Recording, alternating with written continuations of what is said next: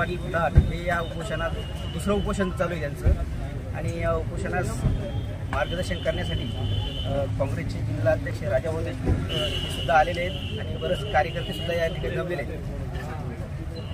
गौण खनिजातील उत्खनन याबद्दल प्रशासनाने काय कारवाई केली आहे आणि काय कारवाई अपेक्षित आहे त्यावर काय आपली प्रतिक्रिया आहे? आमचे प्रमोद फदाट हे आता दुसऱ्यांदा उपोषणाला तहसील समोर बसलेले। 15 ऑगस्ट रोजी मी स्वतः त्यांचं उपोषण सोडलं होतं। तहसीलदार मॅडमनं त्यावेळेला 15 दिवसात कारवाई करतो असं आश्वासन लेखी दिलं होतं, पण अद्यापपर्यंत त्याच्यावर ठोस अशी कुठली कारवाई झाली नाही। म्हणून परत परवापासून प्रमुख फदाट हे परत दुसऱ्यांदा उपोषणाला बसले आणि आम्ही आता आज नायब तहसीलदार साबळे साहेब यांना भेटलो।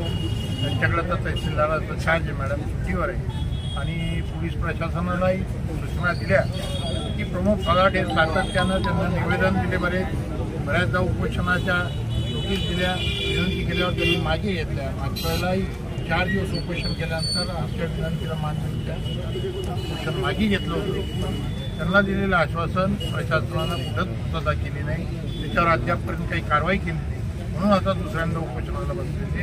आज सकाळपासून मोजणीचं पत्र निघालेलं असताना कुठल्याही हालचाली झाल्या नाही। आता एक तासापूर्वी 82चे इंजिनियर तिथं त्या स्पॉटला मोजणी करण्यासाठी गेलेले आणि त्यांनी आश्वासन दिलं की त्याचा अहवाल आम्ही तत्काळ सादर करतो आणि ते झाल्याशिवाय ते उपोषण मागे घेणार नाही असे ते ठाम त्यांच्या निश्चय आहे। आणि आम्ही आज एक परत महाविकास आघाडीतर्फे सुधाकररावजी दानवे असतील, आमचे रामधनजी कळंबे असतील, मुखेसाहेब असतील, सर्वच आघाडीचे सर्व आमचे नेते एकत्र आम्ही एक निवेदन आज परत त्यांना दिलं।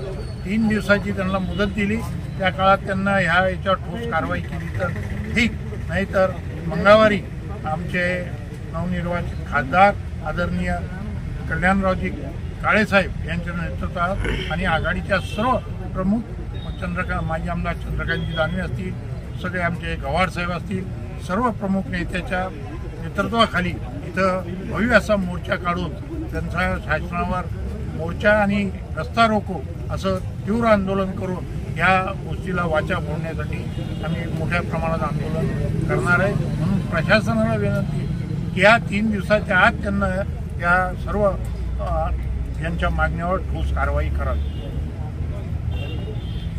या उपोषणा संदर्भात आपली काय कारवाई अशी व्हावा अशी विनंती वाटते तुम्हाला? आपल्या या न्यूज चॅनलच्या माध्यमातून मी एक सांगू इच्छितो की गेल्या 14 ऑगस्ट रोजी या ठिकाणी याच कारणासाठी काँग्रेस पक्षाचे प्रमोद फदाट यांनी उपोषण चालू केलेले होते।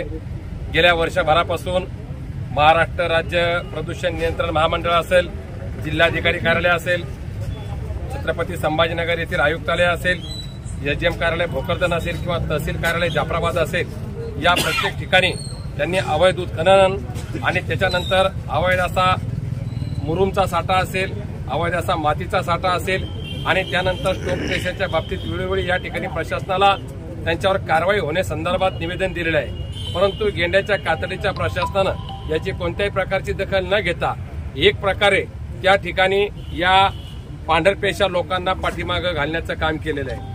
आणि माझी तक्रार का करतो म्हणून एक 10 ते 12 दिवसापूर्वी या ठिकाणी भारतीय जनता पार्टीचे कार्यकर्त्यांनी आणि गुंडांनी या ठिकाणी तहसील कार्यालयामध्ये घुसून प्रमोद पाटील फदाट यांच्यावर भ्याड असा हल्ला केला आणि आमची कोणी तक्रार केली तर त्याची गय केल्या जाणार नाही असा एक संदेश त्यांना त्या माध्यमातून द्यायचा होता।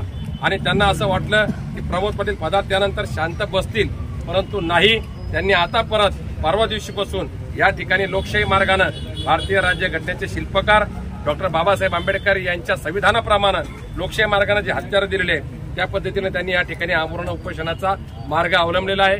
महाविकास आघाडीचे घटक पक्ष म्हणून या ठिकाणी आमचा या आंदोलनाला राष्ट्रवादी काँग्रेस शरदचंद्र पवार पक्षाच्या वतीनं पाठिंबा तर आहेच आहे, परंतु जर येत्या सोमवारपर्यंत यावर कोणती ठोस अशी कार्यवाही झाली नाही तर जालना जिल्ह्याचे खासदार डॉक्टर कल्याण काळेसाहेब, आमचे नेते माजी आमदार आदरणीय चंद्रकांत अण्णा दानवे, काँग्रेस पक्षाचे जिल्हाध्यक्ष राजाभाऊ देशमुख आणि शिवसेनेचे उपजिल्हा प्रमुख रमेश पाटील गवाड यांच्या नेतृत्वाखाली या ठिकाणी भव्य असा मोर्चाचं नियोजन आम्ही या ठिकाणी केलेलं आहे आणि रास्ता रोकोचं सुद्धा नियोजन या ठिकाणी केलेलं आहे आणि प्रशासनाला सांगितलेलं आहे की त्यानंतरची परिस्थिती जी काय होईल त्याचे सर्वस्वी जबाबदार त्या ठिकाणी प्रशासन राहणार आहे. जर प्रशासनानं सोमवारपर्यंत काही कारवाई केली तर निश्चित रूपानं त्या मोर्चाच्या संदर्भात परत एकदा सर्व नेते मंडळीचा सल्ला घेऊन काय भूमिका घ्यायची याचं आम्ही सोमवारी सकाळी विस्तृत असं मार्गदर्शन करणार आहे.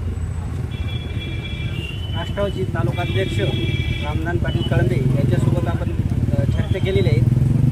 नक्कीच यांच्या उपोषणाचं यश यांना मिळो. दक्षिणेत न्यूज मराठी जाफराबाद प्रतिनिधी अशोक मस्के.